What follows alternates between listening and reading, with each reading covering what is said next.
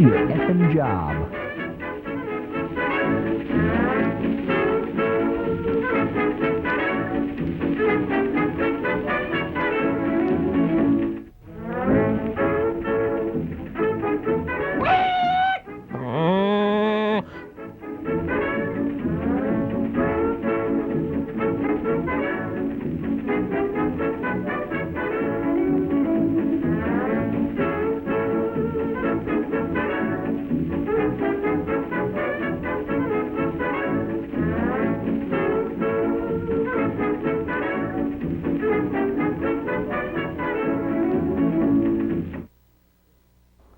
Welcome to Worldwide Magazine. This is PEP. Today we're going to spend the whole hour with two people that have overcome every obstacle imaginable and still have achieved great success. We're talking about Steve and DC, who have the #1 rated morning show in the city of St. Louis. So sit back, relax, and enjoy a look at the Steve and DC show right here on Worldwide Magazine. It's 4:45 in the morning. Most people are sleeping, but Steve and DC and company are having a meeting. I'm not going to be in this show. It's just going to be you guys. If you're not in it, we're not in it. What time do you get up in the morning, Steve, to do this? 3:30. You get up at 3:30 every morning. Yes. And you start the morning show meeting at 5 o'clock. Yes. I try to knock down a quick piece of pussy. He jogs around the block 3 times. 7 miles.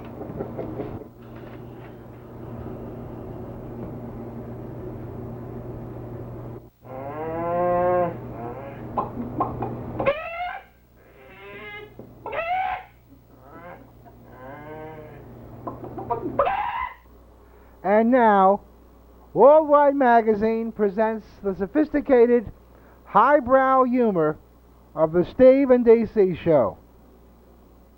They are here. It is called Worldwide Magazine. Vladimir, Pete, the guys from Worldwide Magazine, you don't even know when this might be on television yet, do you? Soon.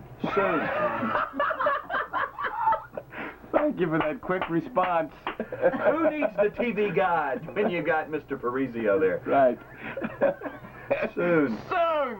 The little show is called Worldwide Magazine. Worldwide Magazine's the name of it. And I understand they raise a lot of hell on this show. That's what I've heard, so they're filming us today. And we will be on soon. The Steve and DC show on Q104.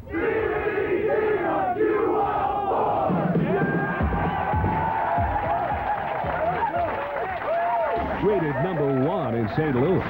Hey, guess who's getting a divorce? Have not heard. Phyllis George, you know, CBS Sports, wife of the former governor of, what state? Kentucky? Yeah, Kentucky. After, I don't know, 30, 40 years of marriage, she's divorcing her old man. Really? Got a couple of kids. It's kind of sad, yeah. Yeah, it is kind of sad. Phyllis George. I used to have a big crush on Phyllis George. Really? As a high school, I guess I was like a sophomore in high school. She was doing sports on CBS. Yeah, oh yeah. I mean, Well. she's a former Miss America, I think. Phyllis George? Yeah. Phyllis George, former Miss America? I believe so, yeah. Yes, well, she's available now, you know. I just heard that today, in fact. That's some good stuff. You just got to know that's some good stuff. She was like Kathie Lee pre-Kathie Lee. She was like that Kathie Lee mentality. In fact, I think she probably would have been Kathie Lee Gifford's role model. Really? Yeah. I see. For many years before Kathie. I think Kathie Lee would be good in bed. I've always, I think Kathie Lee gets a bad rap. A lot of people give her a bad rap. I don't care about that. I'm just talking about her in bed. I think she would be very good in bed. I mean, I'm not concerned with her reputation.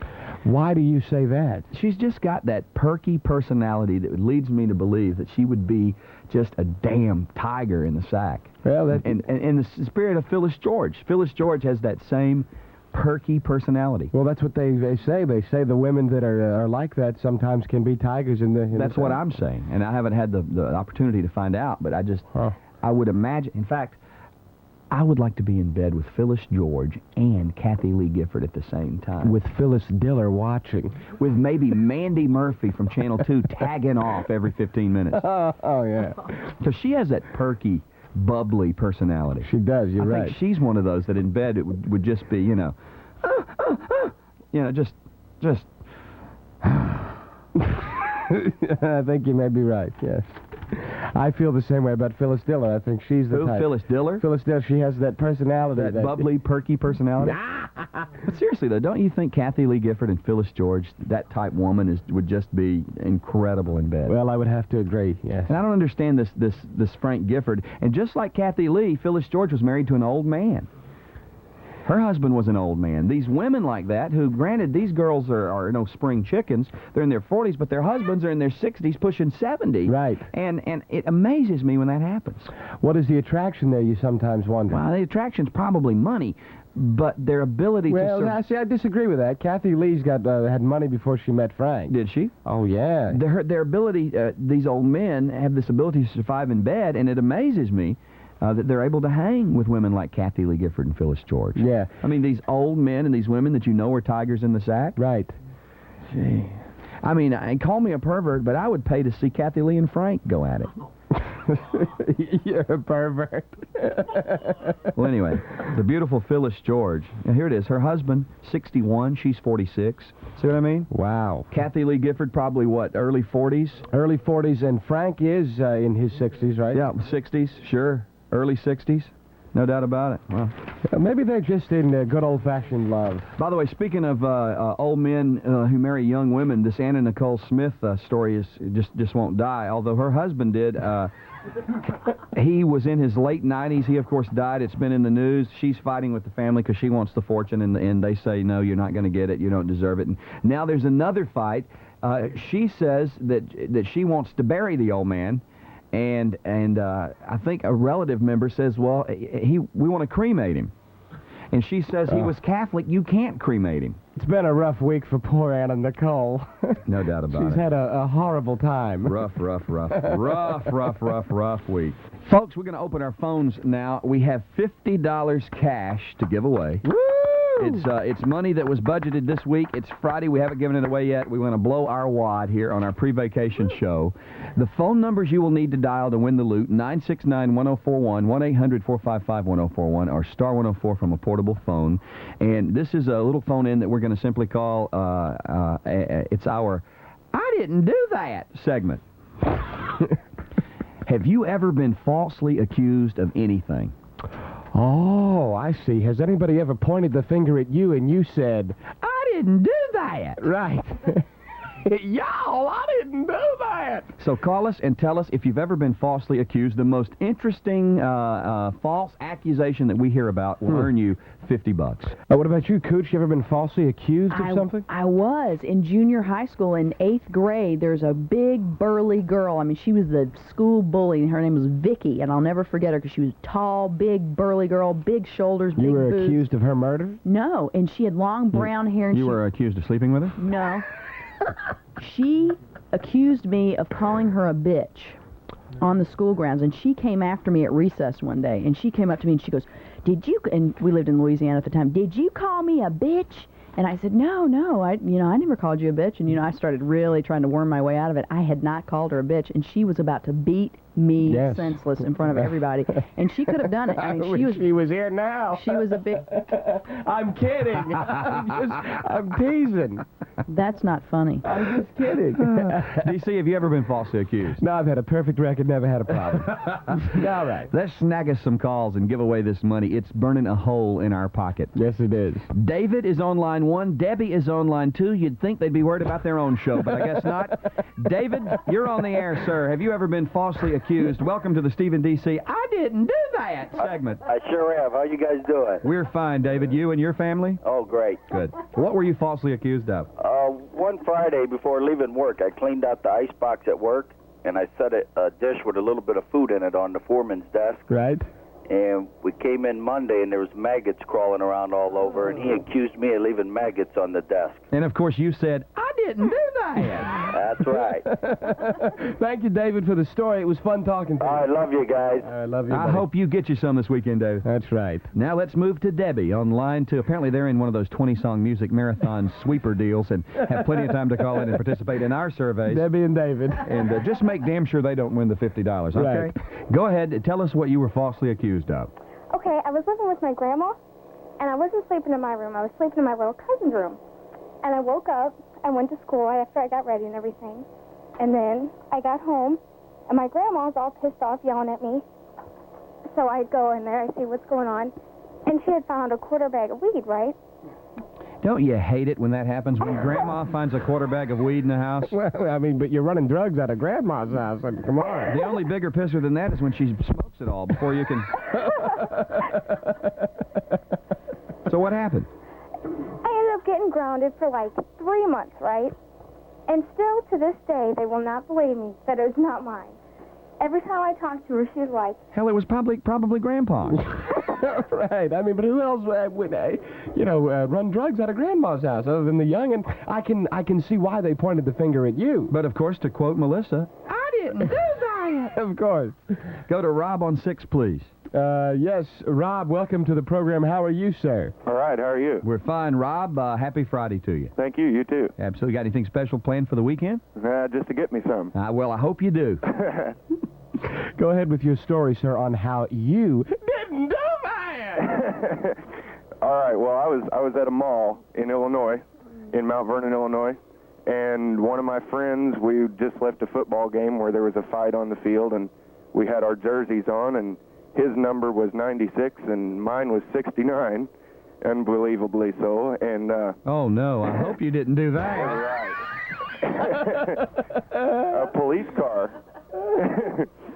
A police car responded to a shoplifting inside the mall, and we were outside, and my friend, number 96, proceeded to vandalize the police car. Oh, dear. And when the cop came out and the witness was telling him, she said it was that number 69. Nothing's worse than a damned son of a bitchin' dyslexic witness. Of course, that'll ruin it. That'll ruin your life every time. So they nabbed you.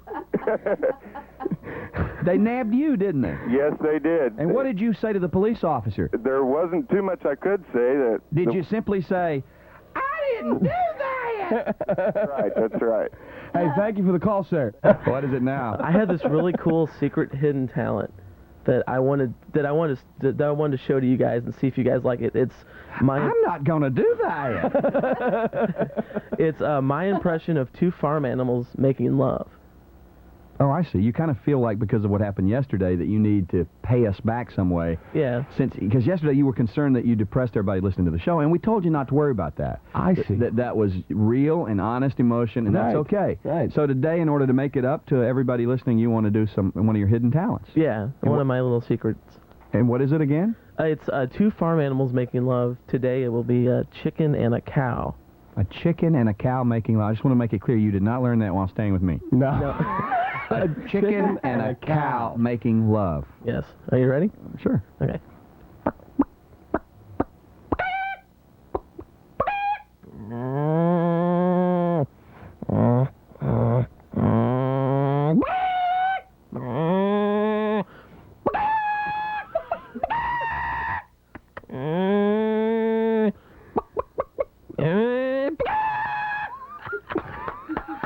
You've got a real nice smile. That's great. That is great, Intern Matt. Wow. I didn't have any idea you had that hidden talent. Man. Where do you hide it? You keep it hidden so well. Wow, I've got an idea. The talent vine. I've got an idea, folks. I've got an idea. That is quite a talent, and that should not go unrewarded. Now, you probably, you're in a new apartment and everything, and you'd like to do a little decorating, right? Oh, of course. Could you use a little spare change to decorate? Oh, yes, I could. Are you Am I going to what? Are you guys going to lend me some money? I did that. We did that routine yesterday, Matty. Wait a minute. My idea is for you to go out on the street and take advantage of that hidden talent and make some money with it.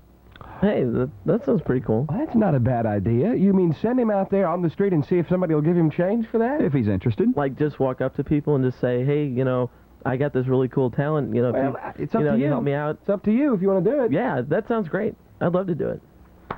All right. Looks like we've got us an 8 o'clock hour.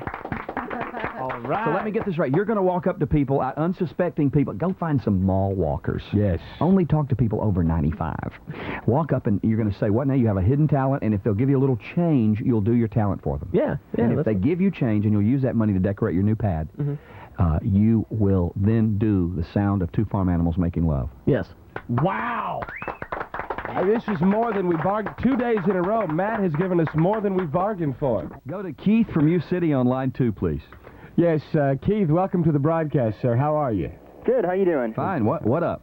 I wanted to talk to Steve about this height-weight thing. Yes, how tall are you? 6'4". Wait a second. Oh, really? You should weigh 205. 205, I weigh 150. Really? Now, you're a tall, lanky individual. I had a whole large pizza last night. Now, Steve, you can eat like this, too, if you do some exercise. Get off your butt. Oh. Since you can eat anything you want and not gain weight, why don't you come over here and bite my ass? Addison and I are definitely the ideal weight. You are 6'4" and weigh what? 150. 150. Now, you know, some of the best Olympic athletes have 3% body fat. I have 7, so I think it's working out that's doing it. And you eat all you want? Yeah. And don't gain any weight? Nothing. All right, Steve, he wants to just go ahead and hang up on you. I don't want to talk to him. He doesn't want to talk to you anymore. Hey, thank you for the call, buddy. I like you. Thank you. All right, see you. Go to Mary from St. Charles on line 3, please. We're talking about height and weight and this chart and the limits. I can't believe that. Let's see. I am 6 feet, and I'm supposed to weigh 184.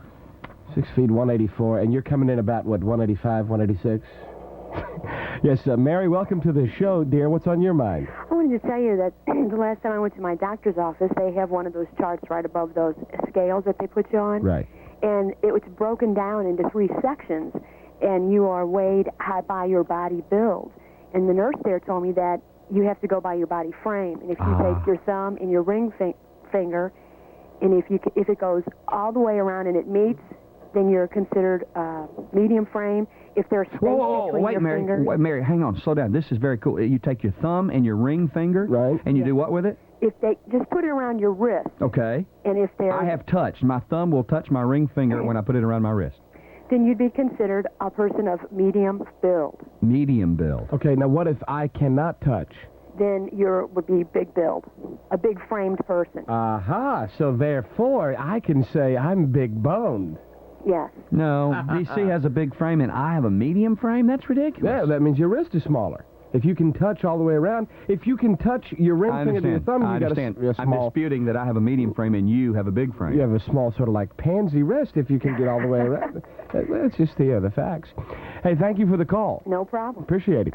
See you. Go to Dawn from O'Fallon on line 4. I got to tell you real quick, though, I go to the doctor, and they always weigh you when you go to the doctor, and it's the only time I weigh because it's so depressing.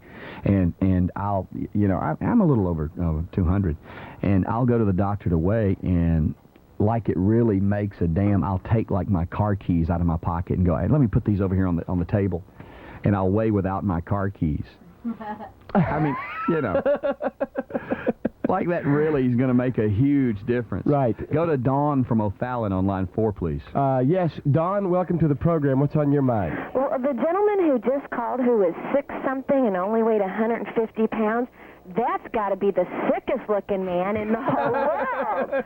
Oh, my God. I mean, he should probably be in the Guinness Book for anorexic, gross-looking male. That's sick. I mean, come on. I dated a gentleman who was 6 foot, what was he, like 6 foot even, and he was like 200 pounds, and that was perfect. He wasn't too skinny. He didn't look chubby. That guy would probably get blown away in a gust of wind. That's sick. Steve, don't let him tell you that he looks great. Yeah! You need to get up off your butt. Yeah, girl. That man is a sick, anorexic-looking thing, and he's probably not dating anybody because no women are skinnier than him. I'm sorry. And who wants to date a man that's skinnier than them? Not me. Not me. I don't want to say, oh, no, I can't fit in my boyfriend's jeans, you know? No.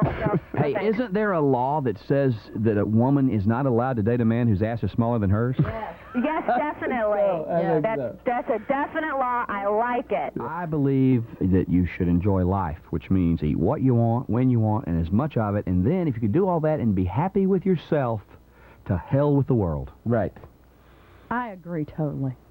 And don't let these people convince you that you have to be skinny minis, ladies, to be pretty and beautiful and attractive, because it's just not true. And what's happened is these Madison Avenue ad agencies have convinced us all, men and women, with these models they put in these damn movies and TV shows and magazine slicks and that, and billboards, that in videos, that we all have to be skinny to be attractive, and I just don't believe it. Well, if that's true, then why do you make fun of my weight? Because you do it a lot. Because I know it bothers you. And That's a nice way to put it. well, no. When I'm trying to get under your skin, I know that's a good way to do it. Right. And if Well, I you were do. skinny, I wouldn't do it. Right. But because I'm a little because I'm big boned, I do it because I know that you could say back to me, and usually do, well, get back big with me fat when you ass. lose 50 pounds. Yeah, Exactly. you're a big fat ass. Exactly. But yeah. I would never be a thin person and have the audacity to make fun of somebody Right. heavy.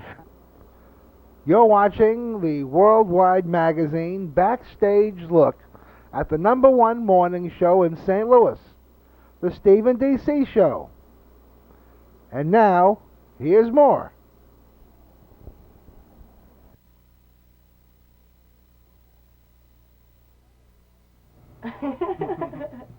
Hey, I'm producer Courtney, and I'm on vacation this week. And as you can tell, the show never runs quite as smoothly when I'm not there. It's probably mayhem. I don't know. I'm not listening to it because I'm on vacation. Damn it. So enjoy the show. So, Courtney, how did you get hooked up with Stephen D.C.? Basically, there was some kind of fork in my road and I took the wrong turn. I'm not sure, but no, really what happened was I interned for them. They gave me a major break. They asked me to be their intern, and from there I worked my way up and worked my butt off for them and proved that I could do the job as the producer. And then when the producer at the time left, they had no choice but to take me. Plus, I had a loaded gun at their head, so I guess that kind of changed their mind too. But no, I really like working with the guys. I was out of work for 8 months with them because there's no other morning show to work for. You know morning radio in St. Louis, and you know how horrible it is, so you know that Stephen D.C. are so much above the rest that you'd be making a foolish mistake if you ever went to work for anybody else. So that's how I got with them, and hopefully I'll never leave them. What's the strangest celebrity guest you had to set up for the show? Strangest or funniest thing that happened? Or the wildest thing that happened? Yeah, funniest thing that happened. Well, when you have to, when you set up celebrity interviews, it's really hard because you either A, have to go through agents, and you know what a pain in the butt they are. Well, you might not know, but I do. Trust me, they're a pain. And like you're trying to get something from them, you're trying to help them promote something that they're working on. But the agents are a pain. I prefer going straight to the celebrities themselves. I have a Rolodex of about 600 or 700 celebrity home numbers.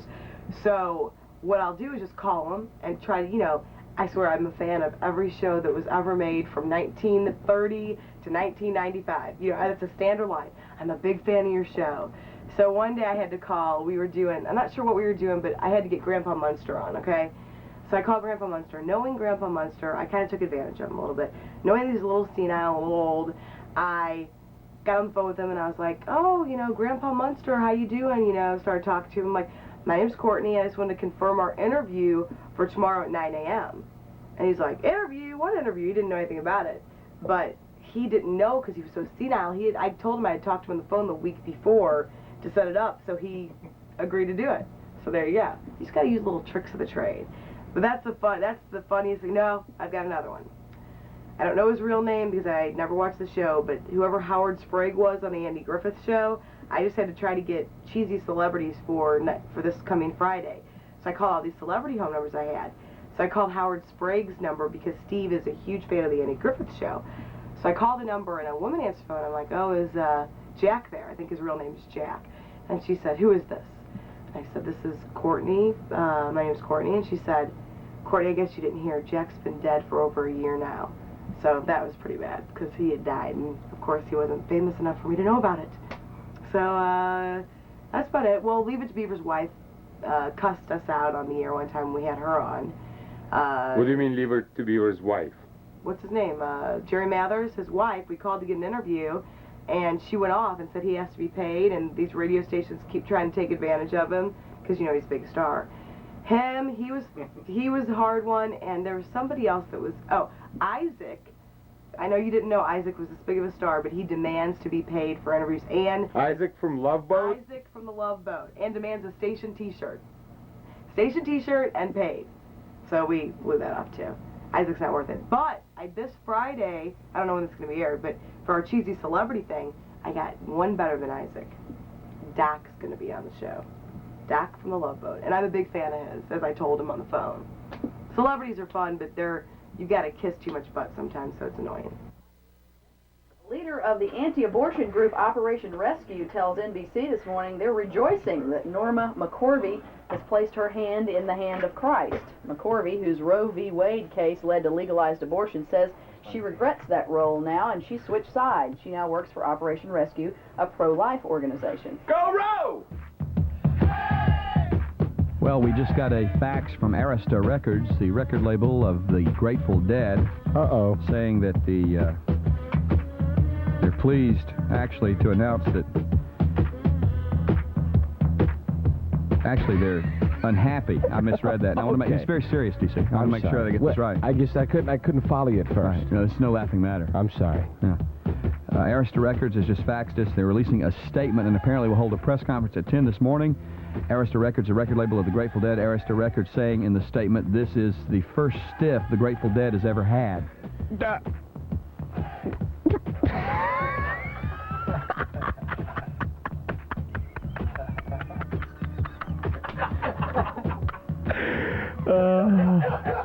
And be sure when you're in your neighborhood supermarket to look for that new ice cream, Berry Jerry.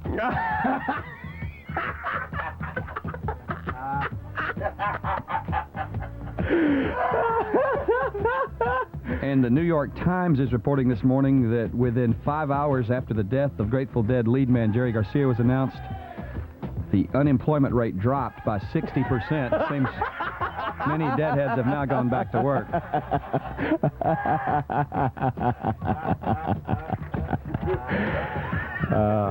So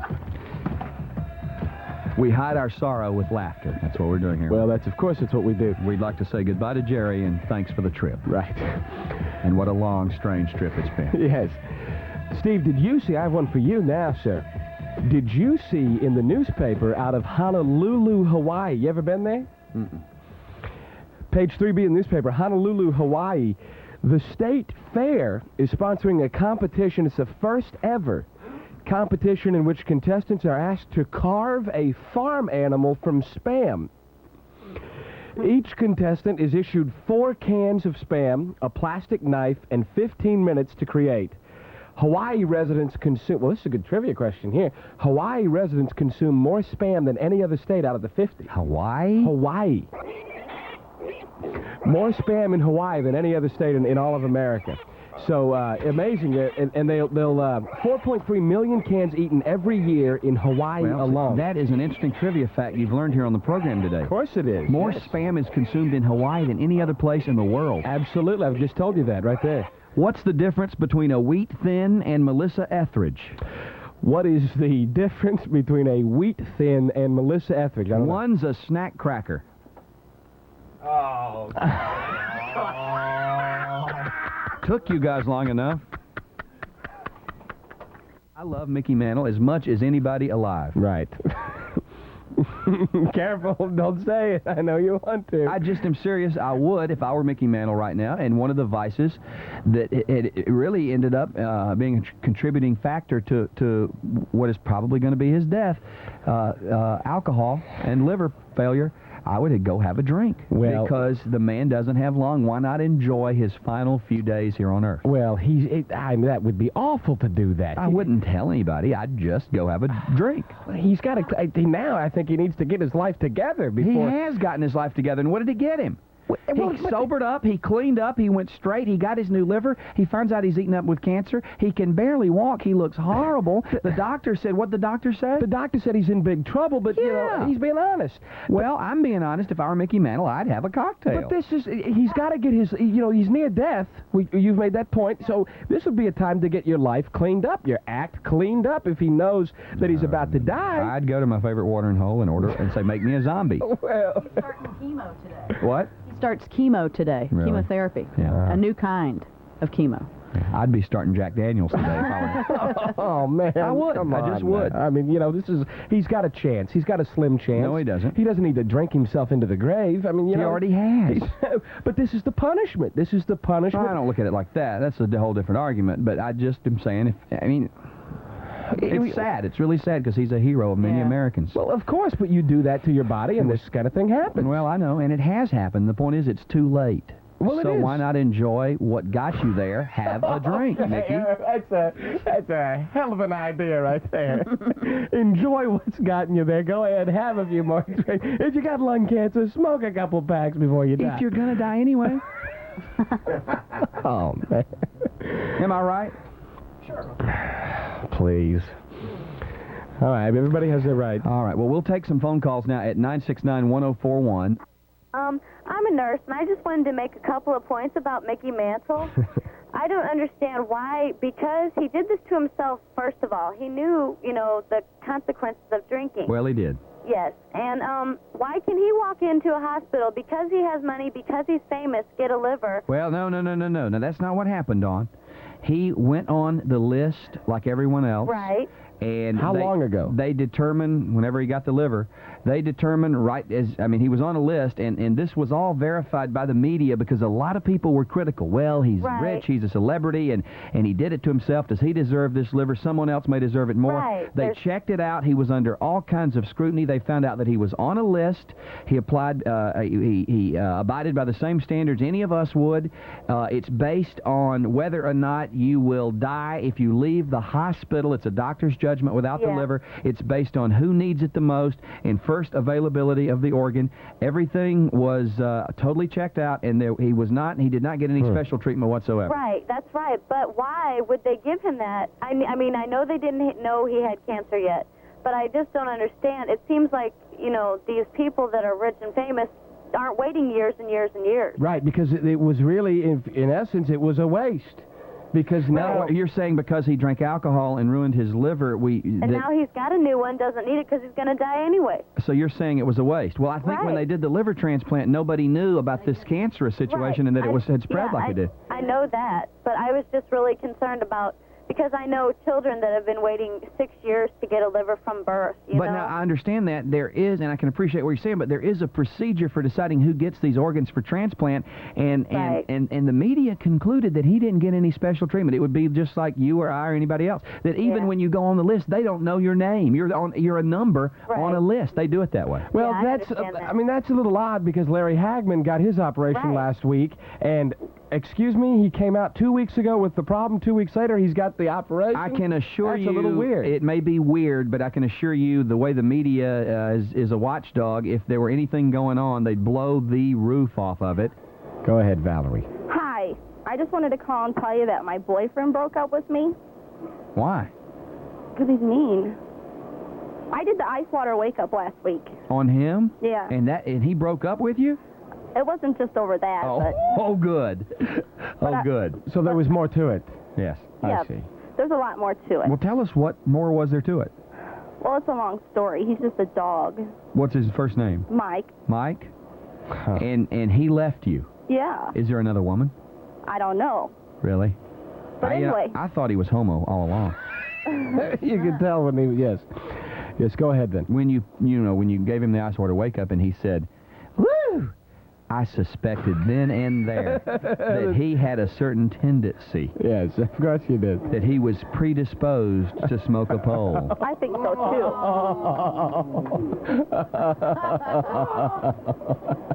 And you're better off without him, Valerie. I think so too. So but, you just sit up and take a deep breath, and you hold your head up. Hey, I was calling so you guys can make it up to me, though. I don't think so. No. Why would we have to make it up? Would you like to go on vacation with me? Folks, we want to thank the folks from Worldwide Magazine. They've been in videoing the Stephen D.C. show since about 5 o'clock this morning, and it'll be coming soon to a cable channel near you. When exactly will it run, Mr. Parisi? Real soon. Real soon. Real soon. So watch for it, look for it. You'll know it when you see it. Worldwide Magazine on cable access. We appreciate them hanging in here. Yes. Who are the biggest pricks in Hollywood? Haven't we already done this? I think we have. We've covered that. I mean, people that other people say they don't want to work with because they're such pricks. Jerks. People that are hard to work jerks. with. I would say I've always... Take a guess, DC. I've got 3 names. Hey, well, I've always heard that Dustin Hoffman is very difficult to work with. He's not on the list, but I've heard that too. Yes. They say he's so much of a perfectionist. He's really hard to handle. I've heard also that Tom Cruise sometimes has his fits. Really? I haven't heard that. Here's the list of... Guess I was wrong on both. Here's... Just because I haven't heard it doesn't mean it's not so. Oh. Well, I know that's the truth. Here's the list that I have. Number 1 on the list is a bit of a surprise. Whoopi Goldberg. Huh. Really? That is surprising. Generally well-liked, it says, she still is known for public humiliation of colleagues and self-righteous tantrums when she feels others are unprepared for her work. Wow. Her favorite phrase on the set, do your effing job. Ooh. Go, wow. Whoopi. Look at that. The second big name on the list is Roseanne. Oh, I can see that. She often tells people that she's a genius surrounded by idiots. Oh, really? Rosie, I can relate. Oh. Where is Addison? And the third name on the list, DC, is a producer and director, one Mr. Oliver Stone. Is Matt ready? He's ready. Let's do it then. Here's the deal if you didn't join us or didn't hear us earlier. Matt, who of course is our intern here, he was on the air earlier. He's moved out of Steve's house. He's finally gotten him a place of his own, but he's running a little short on change for decorating the place. He basically said he's in there and it's just walls.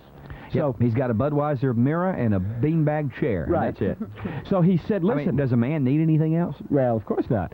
But he wants some more. He said, listen, I do a talent. I'm very proud of it. I'd like to see if I can raise a little cash on the streets of St. Louis, Missouri. He imitates farm animals having sex, and he will do that now and see if he can get some money in return. If we could go there now, that would be great. Yes. Matt, are you there in position? Yes, I am. Okay. You've got several people around you, right? Yes, I do. Are they unsuspecting? I see one guy here that, All right. you know. Let's make a little change then. Go ahead, Matty. Okay. Pardon me, sir. Sir, I'm trying to move into an apartment, and I had this really special talent that I'd just like to do for you real quick. Is that okay with you? No. No. I just see you in a shop real quick. No. Come on. Just take a second, really. Like how long will it take? Just real quick. Where you guys from anyway? I'm just out on myself, just trying to do this, and I'd really just like to. It's just going to take a second. It's just a little hidden talent that I have. What do you say? All right, go ahead. Okay, this is my impersonation of a sheep and a cow doing it. Okay, you ready?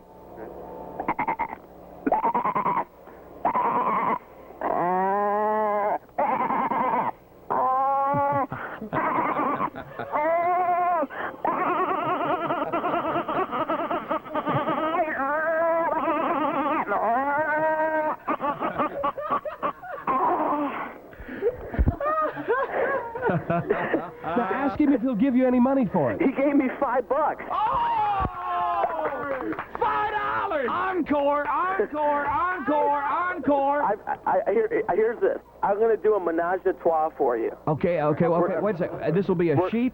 Throw in the chicken. I like the chicken. Yeah. And what else? A chicken, a sheep, and a cow, and maybe a pig for good measure. You're really showing off now. Okay. Go ahead, Matt. See if this is good.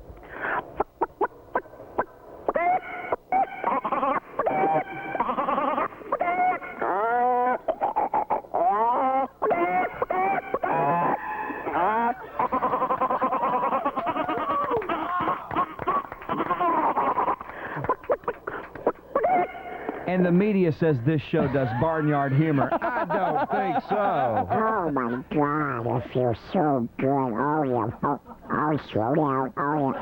Oh, yeah. Who's your daddy? Who's your daddy? Oh, my God. Oh, yeah, play with my balls. Play with my balls. Oh, that feels so good. Yeah, just roll them around in a circle. Oh, my God. I love it when you... Uh-oh, slow down.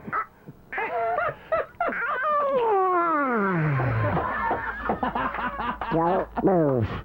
I'll go get you a towel. Our old buddy Bud Sutherland from the Funny Bone. Yes. Very nice. So, Matt, are you still there? Yeah. I think you've done a beautiful job. And, I think you've so. Made, now, let me get this right. You've made $5.50, right? $5.75. Wow. I tell you what you could do. You could probably use that to buy some concrete blocks and make yourself a bookcase.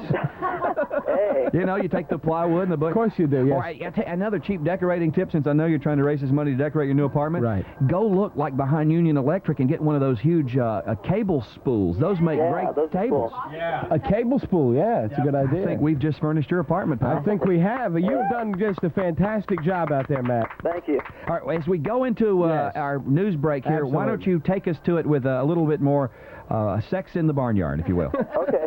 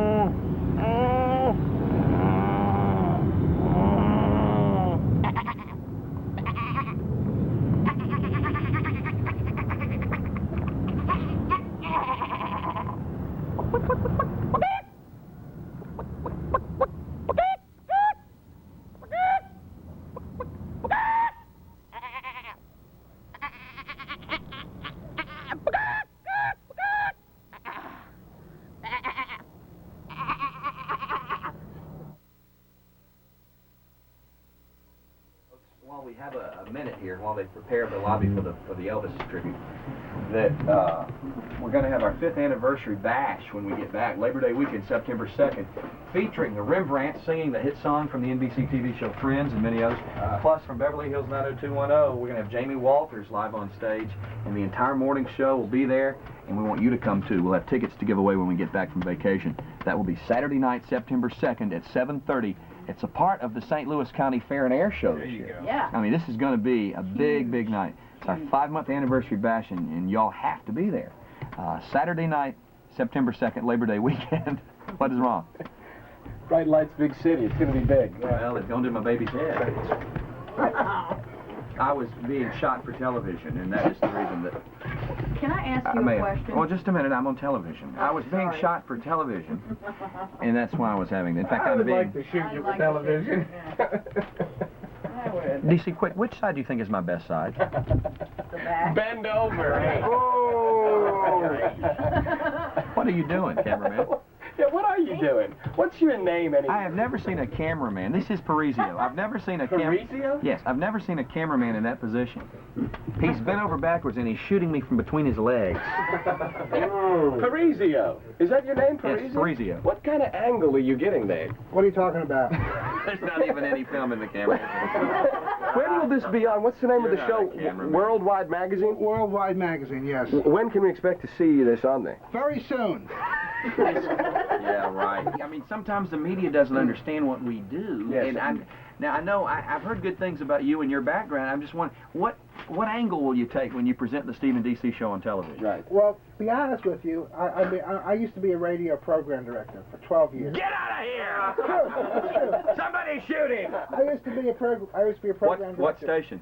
Well, you probably never heard of it. KADI. No, it came on and whipped Casey's butt. Right, 96. Used to be owned by Mr. Richard Miller. Right, my good pal. You were a program director at KADI. Right, for 12 years, and I want to tell you something, very seriously, that I want to suck up to you guys, because this is the place where the listeners are. That is very nice. This is the station. I've seen the era of Mark Close, when he used to be the big man in the morning. It was infected, wasn't it? Full of wax. I saw the era of J.C. when he used to be the man You're in the saying morning. the era. And now this is the era. This is the era of Stephen D.C. Yeah!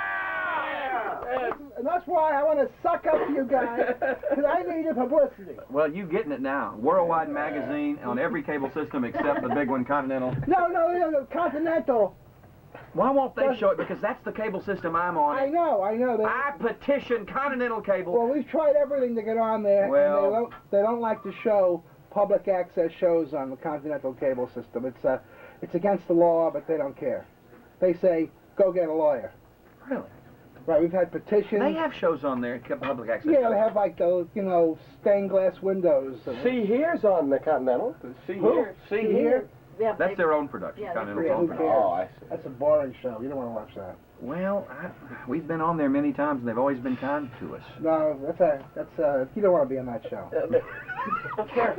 Our era. I want to talk about radio for a minute. Now, Parisi here was the program director at KADI for 12 years. For those of you that don't remember or weren't here, that radio station came on same format as KITSHA, and you guys beat them, didn't you? They beat them. They did. Well, we were close. We didn't really beat them, no. But that's why, as a startup station at the time doing KHA's format, you guys gave them a run for their money. Oh, we really had been here. They had been here forever, and you shouldn't have even come close. Right, and you did. They did advertising things that were really cool. They put up a billboard in town that said the final score, KADI 96. Because that was their frequency. They were 96. Right. KHA 95. Right. It was owned by that gentleman that I like a lot. His name is Richard Miller. Richard Miller. He's a great guy. Well, he's a wild man. He's a wild man. He's a great guy. He's a wild man. He's my pal, Dick Miller. He's a wild man's what he is, and I like him a lot as well. He owned that Jukebox 96. It went from this rock and roll station, KADI, when it almost beat KHA, to an oldies station. Right. And it was that jukebox thing, and then he sold it to the 70s. The people that played the 70s music bought it, and I heard he made a mint off of it. I love Dick. Why is it? Well, Parisi in here with this. With a confession, a startling. No. Richard Miller, I meant. I understand. Right. Well, listen, I just want to tell you, thank you for flattering us by giving us some cable time on the Worldwide Magazine. I just want to say something personal. This is not only my favorite town, but this is my favorite program. All right, well, thank you very much. Aaron Parisian, of course, out of football now. He's doing a little show. Parisi. I'm sorry. Of course, Parisi comes to us via our friend Vladimir, known to many in this city as the Mad Russian. Yes. Why don't you ask Parisi why Continental kicked us off the air? Parisi, tell him. Tell him the real story. You know what you are? You're a disturber of some kind, and I think we all know what kind. You come in and you just cause trouble. You just come in and you stir things up, and you're some sort of radical from another country. All right, and who are the only people I kiss up to? You Come probably on. got a bomb. Communist. I probably got a bomb out in the car, and you're preparing to detonate it as we speak. And you're a radical, Vladimir. You're a radical. But I kiss up to you guys, don't I? Well, you're a lovable radical, but you're a radical. You are.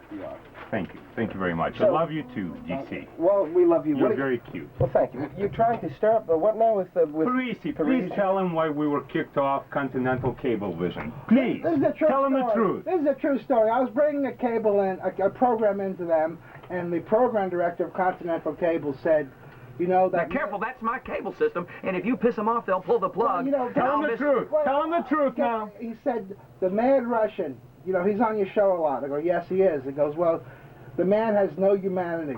He said, quote, devoid of humanity. I could not agree more, and I applaud Continental Cable for that decision. Nice decision. In fact, I'm going to pay double what they asked me to pay this month for my cable because I'm so impressed with that decision. And also the Cablevision, the Crown Cable in Illinois. Not the Crown Cable in Missouri, but Crown Cable in Illinois. When Parisi ran 1 hour Mad Russian special, Crown Cable said that it wasn't decent enough to play at midnight, so they put it at 2 o'clock in the morning.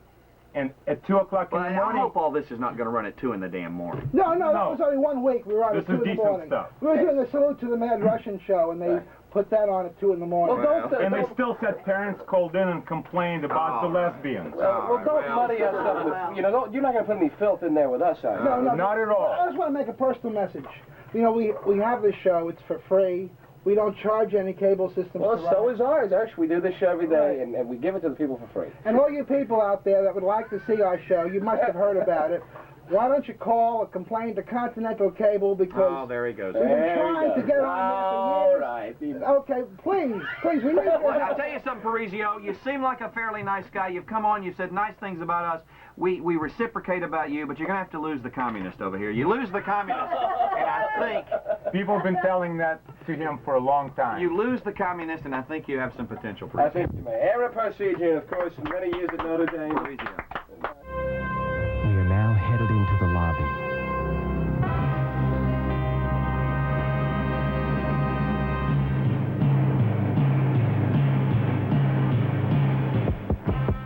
Is it on? Test. 1, 2. DC, go ahead and turn me on.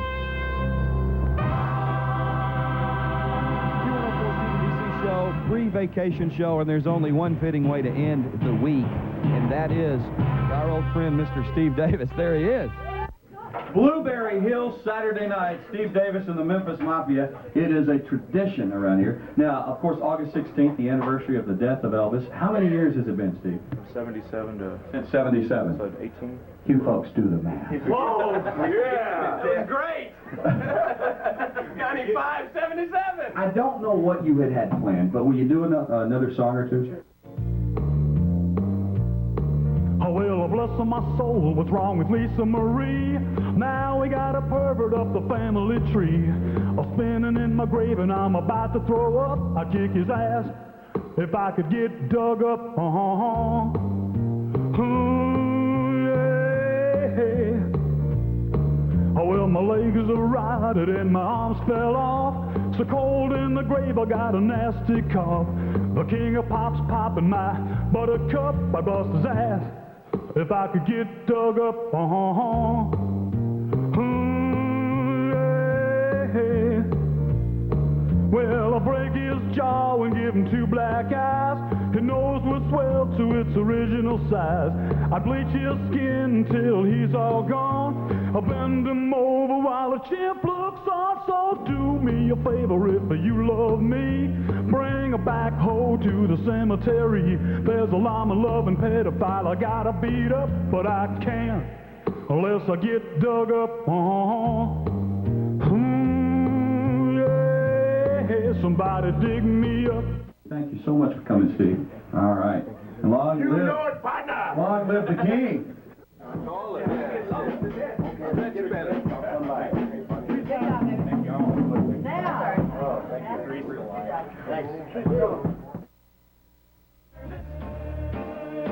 All right, it's just after 10, Stephen DC Radio Show. JC coming up for Friday in just a few minutes. We're wrapping it up and heading out of here for a week. Yes, a couple of real quick facts I just want to mention. So Andrea over at the Automation Services converted a bunch of people at that office, and I find that to be very, very nice, very sweet. The people that run the original Springs Hotel in Ockleville, Illinois, faxed to say that they would like to offer us 2 relaxing mineral baths. Wow. Where's that again? That's at the original Springs Hotel in Ockawaville, What? Okraville. Okraville, Illinois. It's not spelled that way. It's O-K-A-W-ville. Oakville, Illinois. Oakville. So thank you very much for that. Okie dokie. Another fax from Forrest. Not Gump. How many deadheads does it take to change a light bulb? How many? None. They wait for the old one to burn out, and they follow it across the country. Man.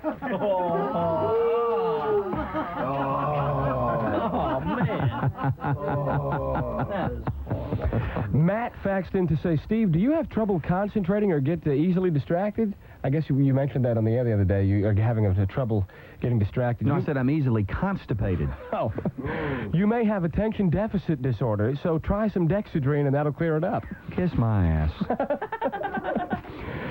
And somebody from Colombian National Title Insurance Company. I told them I would get that check to them next week. Fax to say they listened to the show. They converted themselves. Several months ago, they were flipping through stations one morning, came across these two crazy guys that kept them in stitches. Addison and Matt, right? Right.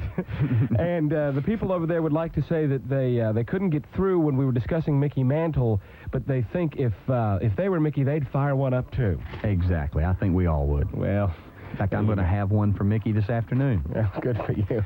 So there's a few facts. That'll do it. Thank you, folks. The worst of Steve and DC on the air all next week. Some things maybe you missed the first time, maybe some things that hopefully you'd like to hear again. So we'll be here through the magic of tape recording. Of course, producer Courtney back from her vacation next week. You'll be hearing her. Madam Coochie, Kim Furlow, all week long next week with all the news and sports and the weather and the traffic. Dan Duffy's going on vacation, too. I see. He's going with me to Alabama. Yeah, right. Become a man. Actually, where are you going? I'm going to Naples, Florida. With your beautiful lover, Shelley Martin. I'm sorry, Shelley Murphy. Right. Shelley Murphy. Yep. Well, best of luck. Thank you very much. Crazy kids. Have a safe trip. All right, of course, I'm off to Alabama by way of Memphis, Tennessee, and May in Memphis. DC, you're on your way to Virginia. Virginia, that's right, Richmond, Virginia. So we will have a great time. We trust you will as well here. Absolutely. Time now for our shameless plugs to end this week like we always do. Right after we end the week with a song that we always sing. And joining us is Steve Davis to help us sing the Buffett song whenever he feels like jumping in. If you don't know the words, fake it. That's what we do. A one, two, three. I really do appreciate the fact you're sitting here right here. Your voice sounds so wonderful, but your face don't look too clear. So barmaid, bring a pitcher, another round of brew. Honey, why don't we get drunk and screw? Why don't we get drunk and screw? I just bought water and it's filled up for me and you. They say you are some queen, honey, I don't think that's true. So why don't we get drunk and screw? Ticket car conclusion. You know it's part of the ring dang do. Great cookie mooker, the thing that's round, flat, hairy as hell, and it's split in two. And you know what that is, partner? That's what we call that ring dang do. I want that love like the lock eyes they call the vice strips. Oh, the kind that tightens down on you, so your love don't slip. Make a snoot go to root and a bulldog love a hound, and the mohair be sure to lay that good book down. You know it, partner.